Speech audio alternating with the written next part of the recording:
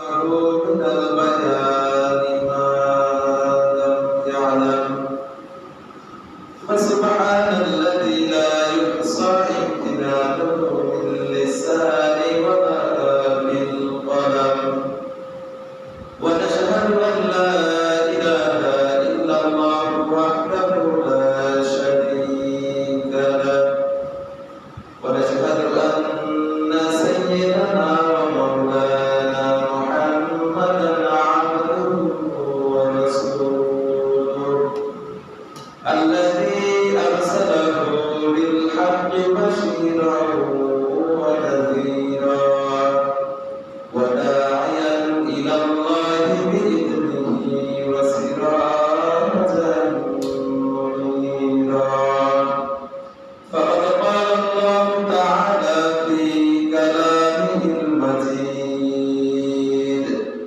وهدى وبشرى للمتقين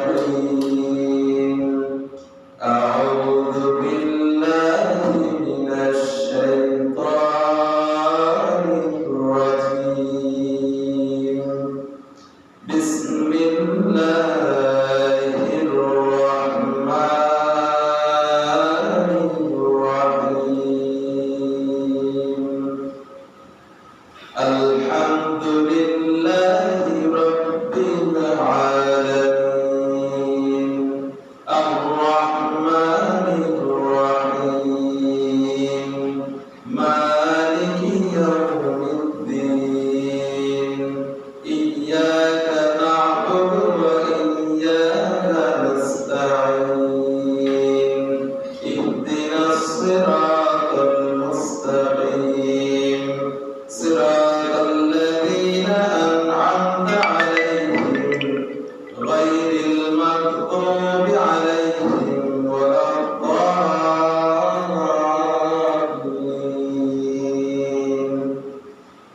وعن أبي هريرة رضي الله تعالى عنه قال قال النبي صلى الله عليه وسلم قال الله تعالى قسمت الصلاة بيني وبين عبدي نصفين ولعبدي ما سأل وقال تعالى في شأن حبيبه فلا وربك لا يؤمنون حتى يحكموك فيما شجر بينهم ثم لا يجدوا في أنفسهم حرجا مما قضيت ويسلموا تسليما اللهم صل على سيدنا مولانا محمد وعلى آل سيدنا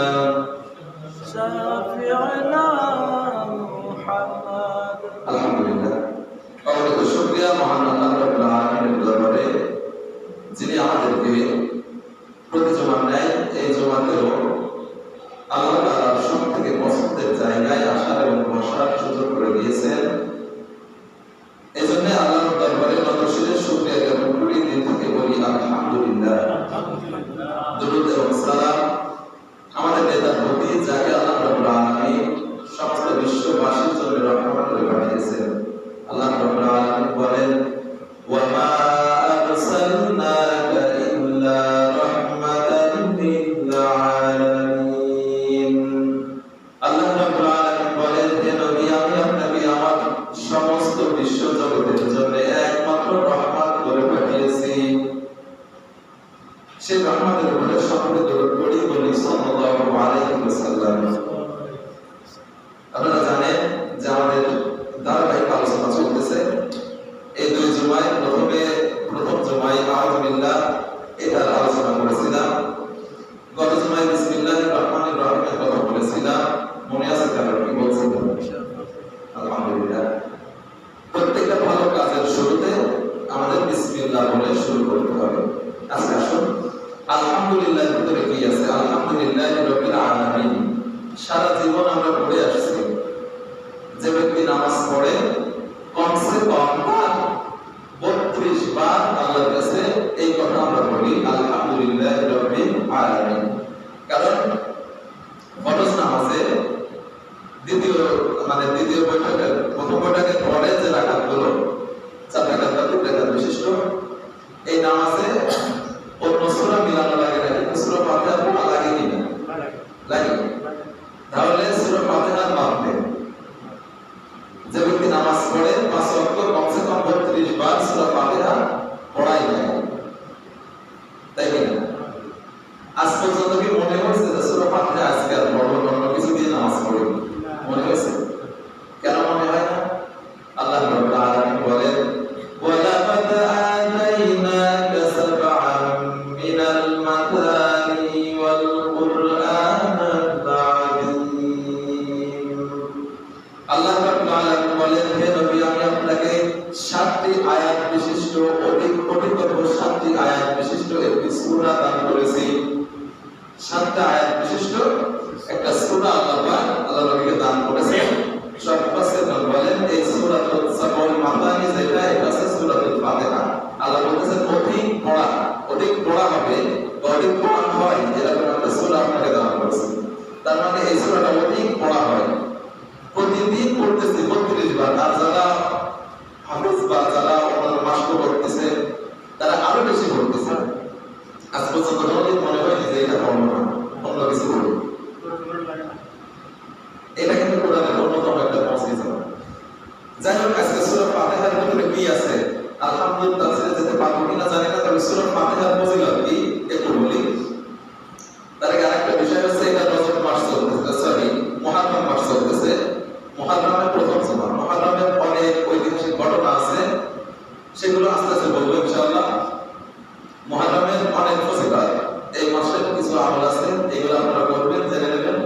আর যেহেতু ধারাবাহিক আলোচনা করতেছি, এর ভিতরে ওইটা বলতে গেলে এইটা বলতে পারবো না।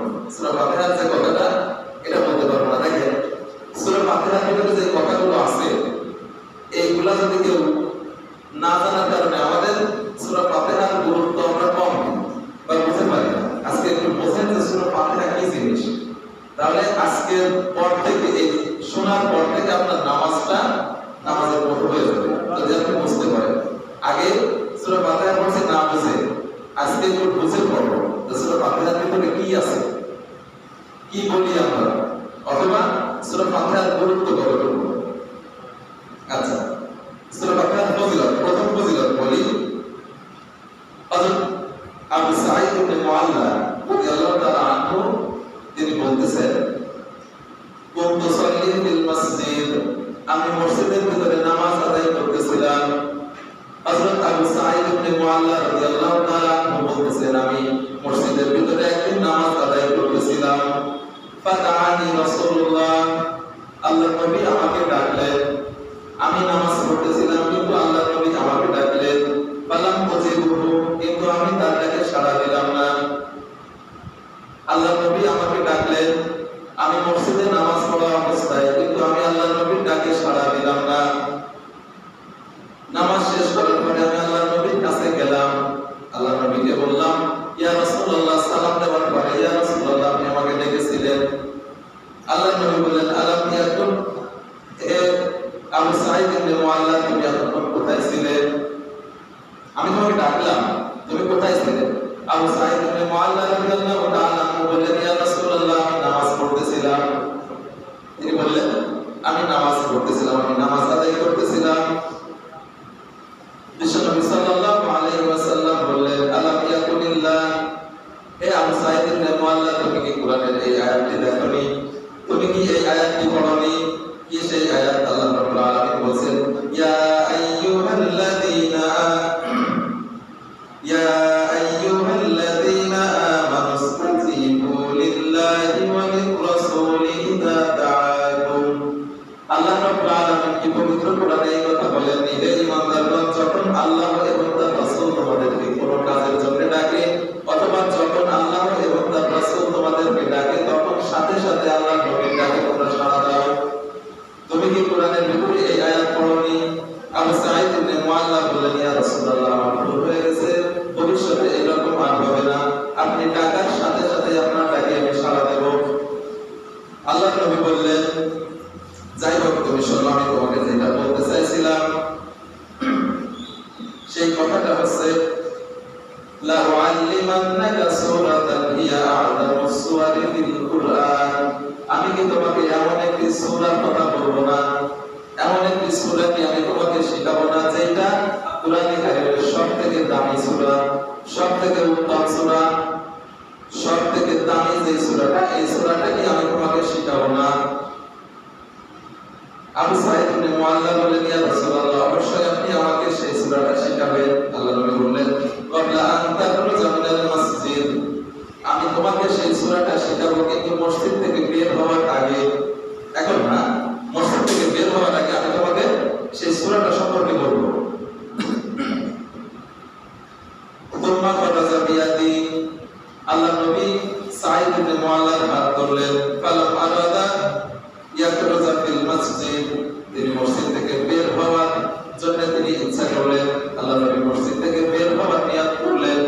আবু সাঈদ ইবনে মুআল্লা তখন বললেন, ইয়া রাসূলুল্লাহ, লাউ আল্লিমান্নাকা সূরাতান হিয়া আ'যামুস সুওয়ারি ফিল কুরআন, হে নবী, আপনি না আমাকে বললেন যে আমাকে আপনি শিখাবেন বা আমাকে বলবেন যে কোরআনের সবথেকে দামি সূরা কোনটি? আল্লাহ নবী বললেন, হ্যাঁ, আমি তোমাকে আজকে এখনই বলে দেব কোরআনের সবথেকে দামি সূরার নাম কি। বিশ্বনবী সাল্লাল্লাহু আলাইহি ওয়াসাল্লাম বলেন, আলহামদুলিল্লাহি রাব্বিল আলামিন, ইয়া সাবউল মাতানি ওয়াল কুরআনুল আযীম। আল্লাহ নবী বললেন, আলহামদুলিল্লাহি রাব্বিল আলামিন, সূরার শুরুতে এই আয়াতটা আছে, 7টি আয়াত বিশিষ্ট এই সূরাটা, এইটাই হচ্ছে সাবউল মাতানি, আর এইটাই হচ্ছে সবথেকে দামি সূরা। তাহলে সূরা ফাতিহা আল্লাহ নবী বলতেছেন সবথেকে দামি সূরা, কোরআনের ভিতরে সবথেকে দামি সূরা হচ্ছে সূরাতুল ফাতিহা। সূরা ফাতিহার দ্বিতীয় নম্বর ফজিলত হচ্ছে সূরা ফাতিহা ছাড়া নামাজ হয় না, সূরা ফাতিহা ছাড়া নামাজ হয় না।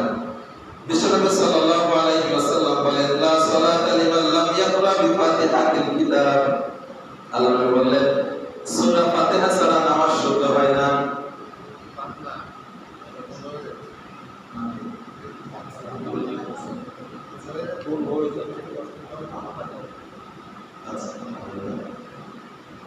তাহলে সূরাতুল ফাতিহা ছাড়া নামাজ শুদ্ধ হবে না। এই ব্যাপারে একটু মতভেদ আছে। মতভেদটা হচ্ছে কি, ইমাম আবু হানিফা উনি বলতেছেন সূরা ফাতিহা, অন্যান্য ইমামরা বলতেছেন মুসাল্লিদেরও ইমামের পিছনে সূরা ফাতিহা পড়া লাগবে। অন্য ইমামরা বা হাদিসেও এটা আছে, আল্লাহ বলতেছেন লা সালাতা লিমান লাম ইয়াকরা বিফাতিহাতিল কিতাব, যে ব্যক্তি, এটা কিন্তু ইমাম বা মুসাল্লি বলা হয়নি, যে ব্যক্তি সূরা ফাতিহা পড়বে না তার নামাজ হবে না। কিন্তু ইমাম আবু হানিফা বলেছেন যে তো আল্লাহ পাক বলতেছেন ওয়া ইযা তুলিয়াল কুরআন ফাসতামিউ লাহু ওয়া আনসিতু লাআল্লাকুম তুরহামুন, যখন কোরআন তিলাওয়াত করা হয় তখন তোমরা চুপ থাকো এবং মনোযোগ দিয়ে শোনো। এজন্য ইমাম আবু হানিফা এবং আমরা হানাফি মাযহাবের যারা আছি, আমরা ইমামের পিছনে সূরা ফাতিহা পড়ি না। তবে আল্লাহ নবীর হাদিস হচ্ছে যে ব্যক্তি সূরা ফাতিহা পড়বে না তার নামাজ হবে না। অধিকাংশ ইমাম এ ব্যাপারে একমত যে ইমামের পিছনে সূরা ফাতিহা পড়তে হবে। যাক, এটা কেউ মতভেদ তৈরি করবেন না, যে যেভাবে পড়তেছেন পড়েন, কিন্তু যদি মন চায় পড়বেন, যদি কেউ পড়ে বাধা দেবেন না, কারণ আল্লাহ নবীর হাদিস। ইমাম আবু হানিফা অবশ্যই একজন জবরদস্ত আলেম, কিন্তু আল্লাহ নবীর হাদিসের থেকে ইমাম আবু হানিফা কিন্তু আগে না। আমি একজন হানাফি, কিন্তু আল্লাহ নবীর হাদিস আমাদের আগে মানতে হবে। ইমাম আবু হানিফাই বলে গেছেন যদি কোনো সহিহ হাদিস পাও আমারটা ছুড়ে দাও। এজন্য যে যেটা মানতেছে সমস্যা নেই, কিন্তু কেউ বাধা দেবে না, কারণ এটা সূরা ফাতিহা পড়তেছে, বাধা দেবে না। তাহলে সূরা ফাতিহা ছাড়া নামাজ শুদ্ধ হবে না। তৃতীয় যে ফজিলত সূরাতুল ফাতিহা, একটু খেয়াল করেন। হযরত জিবরাইল আলাইহিস সালাম আল্লাহর নবী মুহাম্মদ সাল্লাল্লাহু আলাইহি ওয়াসাল্লামের কাছে বসা আছেন। জিবরাইল আলাইহিস সালাম আল্লাহর নবীর কাছে বসা। বাইনামা জিবরিল কায়িলুন ইনদান নবী সাল্লাল্লাহু আলাইহি ওয়াসাল্লাম, হযরত জিবরিল আলাইহিস সালাম আল্লাহর নবী মুহাম্মদ সাল্লাল্লাহু আলাইহি ওয়াসাল্লামের কাছে বসা। সামিআ নাকিদান মিন ফাওকি, হঠাৎ করে বিকট একটা আওয়াজ শুনতে পেলেন। আল্লাহর নবীর কাছে জিবরিল আমিন বসা,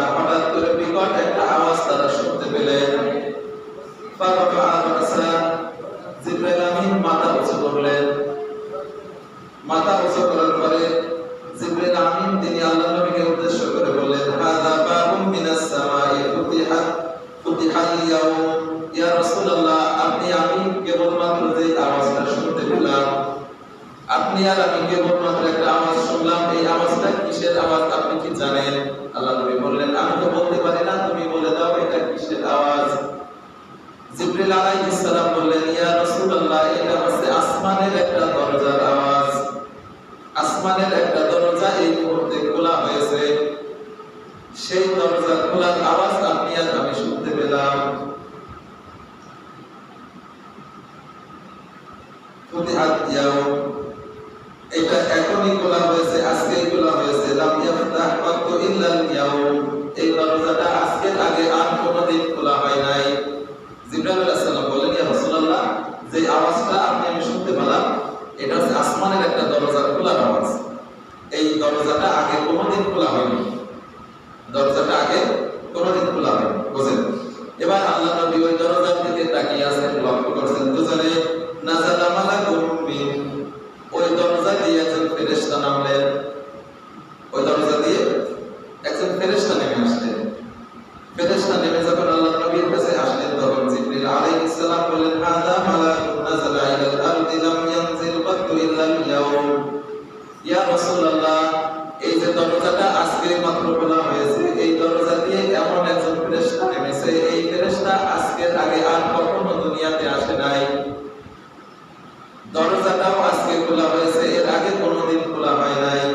যে ফেরেশতা ওই দরজা দিয়ে আসছে, এই ফেরেশতা আগে কখনো কোনোদিন দুনিয়ায় নামেন নাই, দুনিয়ায় আসেন নাই। ওই ফেরেশতা এসে আল্লাহ নবীকে বললেন, আবশির বিনুরাইন, ইয়া রাসূলুল্লাহ, আমি আপনাকে দুইটা নূরের সুসংবাদ দিতে আসছি।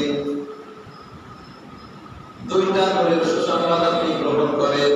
উদিতা হুমা, যে দুইটা নূর শুধু আপনাকেই দেওয়া হয়েছে, যে দুইটা নূর শুধু আপনাকেই দেওয়া হয়েছে।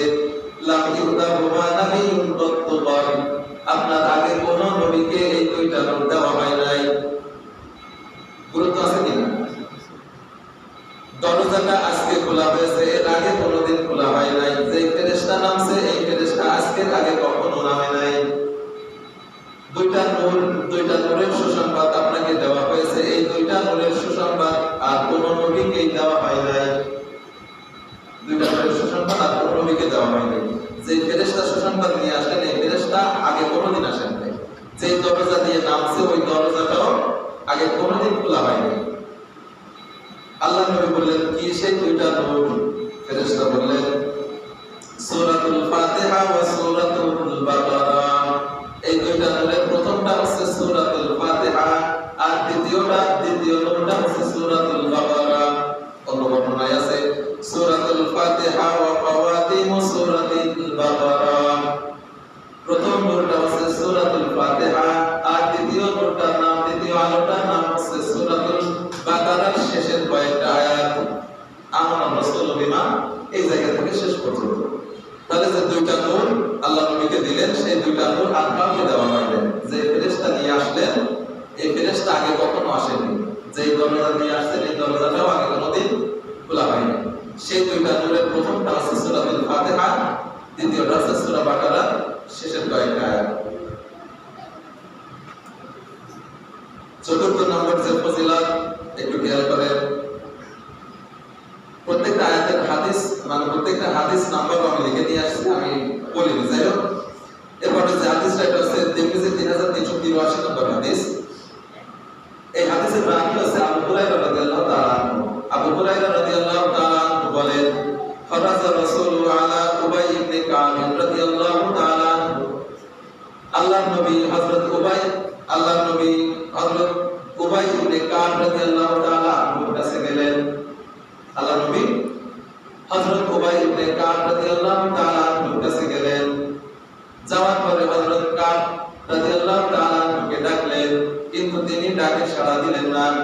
আগের যে হাদিসটা, এই হাদিসটা প্রায় সেরকম, কিন্তু আগে আল্লাহর নবী গিয়েছিলেন সাঈদ ইবনুল মুআল্লার কাছে, সাঈদ ইবনুল মুআল্লা, আর এবার হচ্ছে উবাই ইবনে কাব।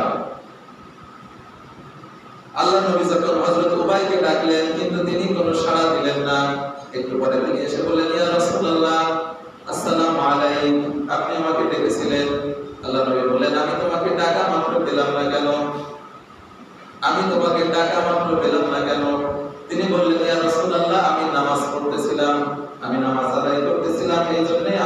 আপনার ডাকে সাড়া দিতে পারিনি। আল্লাহ নবী বললেন, তুমি কি কোরআনে ওই আয়াত দেখোনি? আল্লাহ পাক বলেছেন, ইয়া আইয়ুহাল্লাযীনা আমানু, হে ঈমানদারগণ,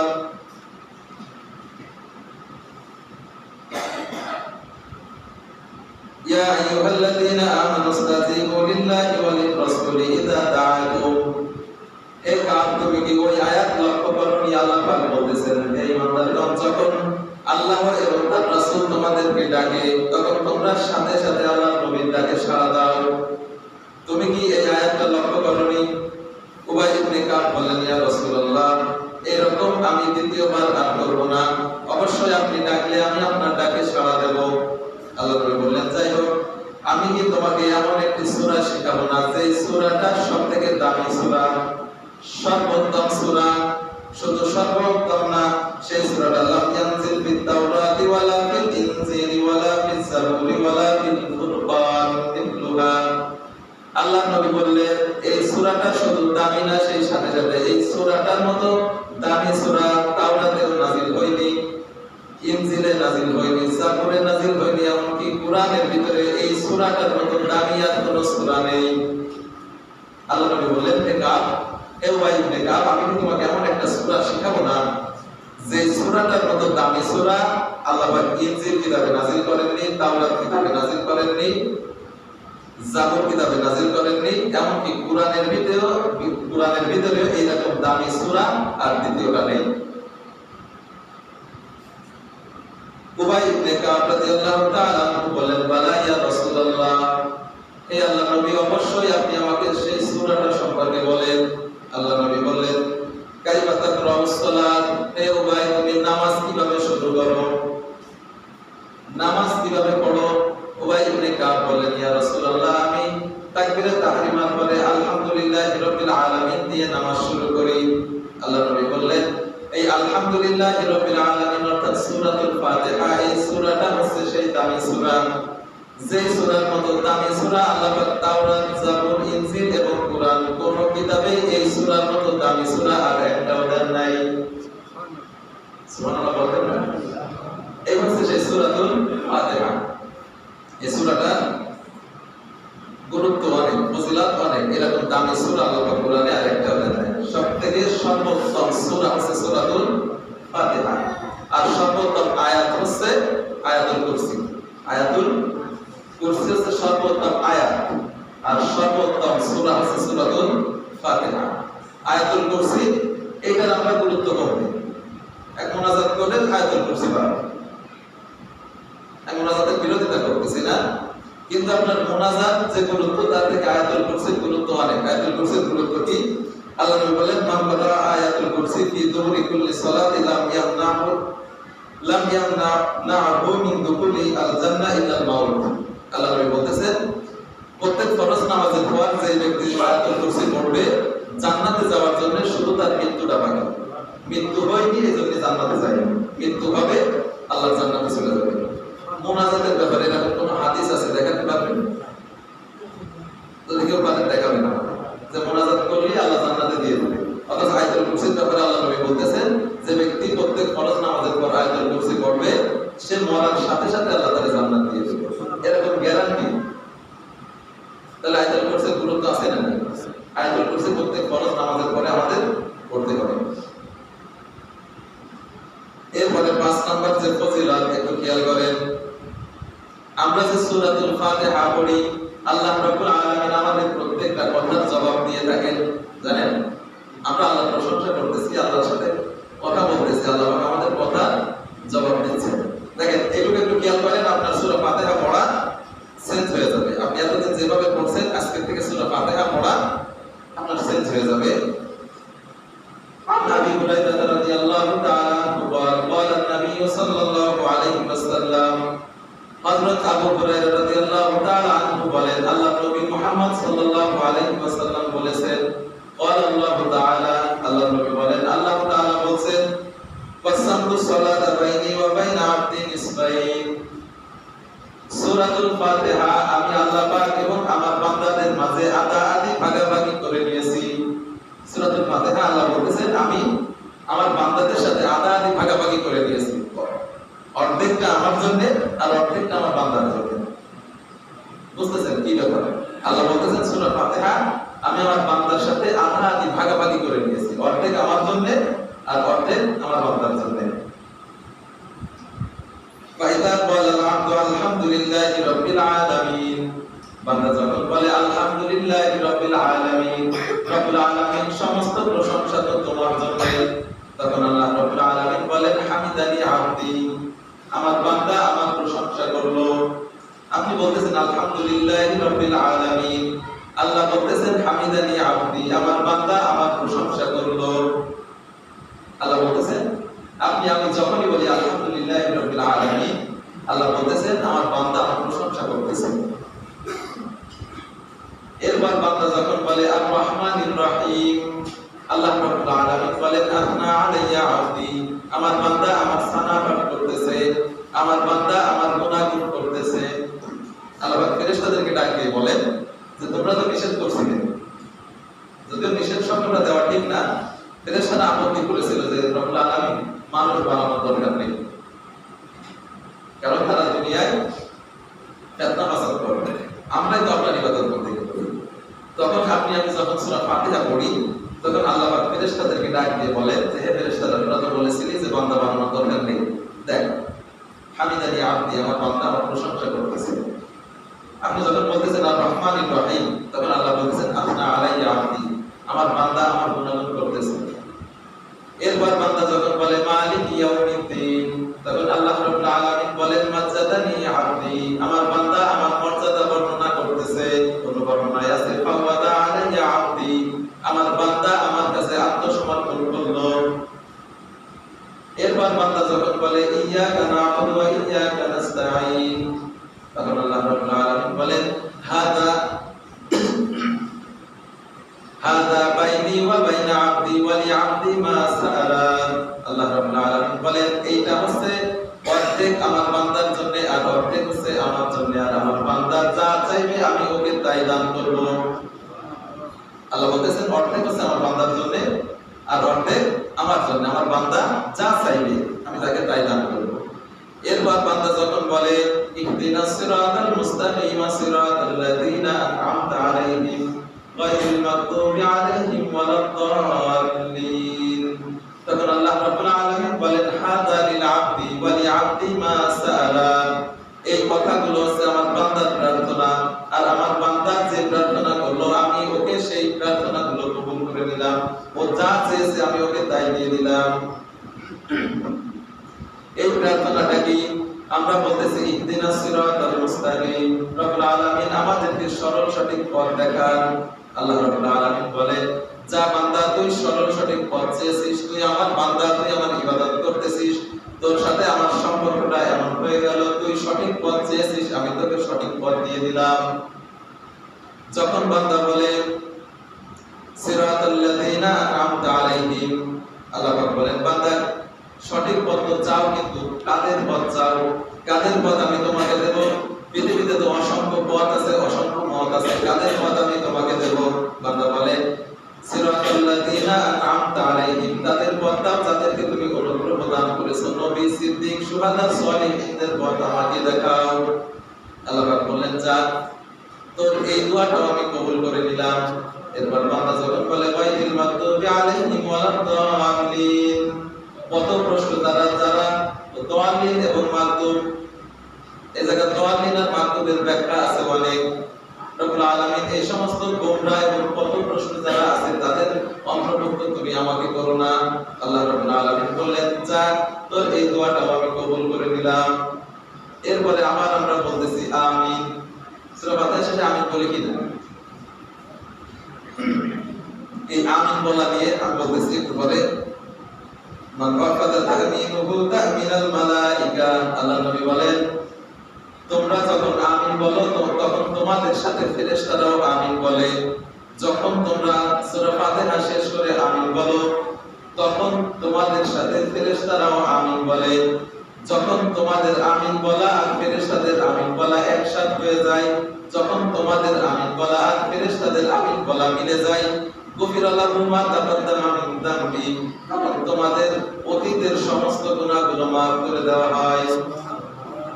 আল্লাহ বলতেছেন যখন তোমরা আমিন বলো তখন ফেরেশতারা তোমাদের সাথে আমিন বলে, আর যখন একসাথে হয়ে যায় ফেরেশতাদের আমিন বলা আর তোমাদের আমিন বলা, তখন আল্লাহ অতীতের সমস্ত গুনাহ maaf করে দেন। এই আমিন নিয়েও খেলাখেলি আছে না? জোরে না আস্তে খেলাখেলি করা যাবে? এই খেলাখেলির কারণে অনেকে আমিন বলেই না। আপনি খেলাখেলি কেন করবেন? জোরে আমিন বলার হাদিস আছে, আস্তে বলার হাদিস আছে, বরঞ্চ জোরে আমিন বলার হাদিসটা বেশি মজবুত। তা অনেকে জোরে বললেই রাগ করেন, কিছু কিছু মানুষ রাগ করে, আপনি রাগ কেন করবেন? জোরে বলার হাদিসটা বেশি মজবুত।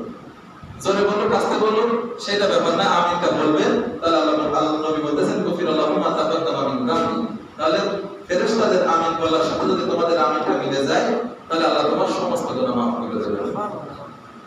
এজন্য আমিনটা বলবেন। তাহলে এই ছিল সূরাতুল ফাতিহার ফজিলত। সূরা ফাতিহার ফজিলত আপনি কি একটু ফিল করতে পারতেছেন যে আগে আমি সূরা ফাতিহা যেভাবে পড়তাম আজকে পড়াটা কি একটু ভিন্ন হবে কিনা? হবে।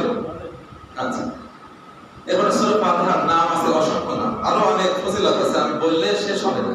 সূরা ফাতিহার ফজিলত অনেক। আচ্ছা, আমি সংক্ষেপে শেষ করে দিচ্ছি। সূরা ফাতিহার নাম সম্পর্কে ভাবছিলাম যে হয়তো আপনাদের তাফসীরে যেতে পারবো, কিন্তু পারলাম না। সূরা ফাতিহার ফজিলত নিয়ে ইমাম বাইজাবি আল্লাহ নাসিরউদ্দিন বাইজাবি রাহিমাহুল্লাহ বলেন সূরাতুল ফাতিহার নাম আছে 14টি। সূরা ফাতিহার নাম 14টি। ইমাম কুরতুবী রাহিমাহুল্লাহ বলেন সূরা ফাতিহার নাম আছে 12টি। কিছু কিছু মুফাসসির বলেন যে সূরা ফাতিহার নাম আছে 40টি। এর ভিতরে এক নম্বর নাম হচ্ছে ফাতিহা, সূরাতুল ফাতিহা।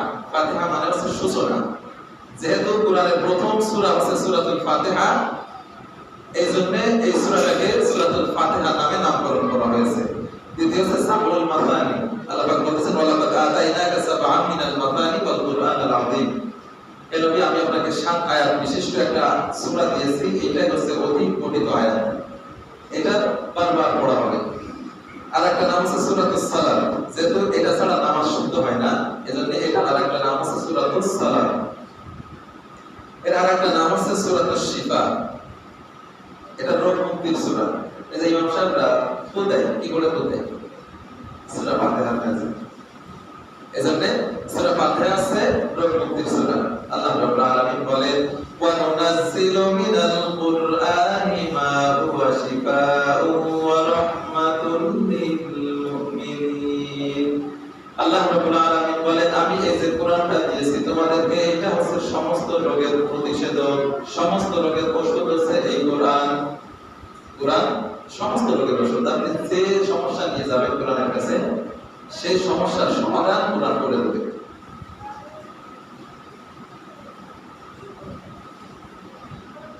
কিরকম সমস্যার সমাধান করে ছোট্ট একটা ঘটনা বলে শেষ করে দেব। আল্লাহ নবীর সাহাবীরা এক জায়গায় সফরে যাচ্ছেন, হঠাৎ করে তারা এক জায়গায় যাত্রা বিরতি করলেন। হঠাৎ করে একটা মেয়ে এসে ওই সাহাবীদেরকে বলতেছে যে আপনাদের মধ্যে কি কেউ ঝাড়ফুঁক জানেন? তো সাহাবারা বলতেছেন যে আমরা তো ঝাড়ফুঁক জানি না। কেন ঝাড়ফুঁক লাগবে? তো ওই মেয়েটা বলতেছে আমাদের এই এলাকার যে নেতা বা যে সর্দার তাকে সাপে দংশন করেছে, তো কেউ বোঝা আছেন কিনা এটা জানার জন্য আসছিল। তো এক সাহাবী গেলেন ওই মেয়েটার সাথে, যাওয়ার পরে উনি 30টা বকরি নিয়ে আসছেন। এখন সাহাবারা জিজ্ঞাসা করলেন যে আপনি তো ঝাড়ফুঁক জানেন, এটা আমরা জানতাম না, তো আপনি কি পড়ে কি করছেন? তো সাহাবী বললেন যে আমি সূরা ফাতিহা আর এক বর্ণনায় আছে 7 বার সূরা ফাতিহা পড়ে ওযু দিছি, যার মাধ্যমে আল্লাহ পাক তারে বিশুদ্ধ করেছেন, সে খুশি হয়ে 30টা বকরি আমাকে দিয়েছে। এটা হচ্ছে সেই বকরি। তারা বললেন যে এটার ব্যাপারে কোনো মানে মত দেওয়া উচিত হবে না, আল্লাহ নবীর কাছে না শুনে। তো তারা এসে আল্লাহ নবীর কাছে শুনলেন যে ইয়া রাসূলুল্লাহ এই ঘটনা ঘটেছিল। আল্লাহ নবী বললেন যে ও কিভাবে জানলো যে এটার ভিতরে এই রোগের প্রতিষেধক আছে? তো ওনারা জিজ্ঞাসা করলেন ইয়া রাসূলুল্লাহ এই ব্যাপারে আপনার কাছে জিজ্ঞাসা করতেছে এই ছাগলগুলো কি করব? আল্লাহ নবী বললেন ওই ছাগলগুলো তোমরা ভাগ করে নাও এবং আমার জন্য একবার রেখে দিও। তাহলে সূরা ফাতিহা হচ্ছে সেই সূরা। এই সূরার গুরুত্ব অনেক। যাই হোক, যে কথাগুলো বললাম আল্লাহ পাক যেন আমাদের সকলকে আমল করার তৌফিক দান করেন, সূরা ফাতিহা বুঝে বুঝে পড়ার জন্য তৌফিক দান করেন। ওয়া আখিরু দাওয়ানা আলহামদুলিল্লাহি রাব্বিল আলামিন। আসসালামু আলাইকুম।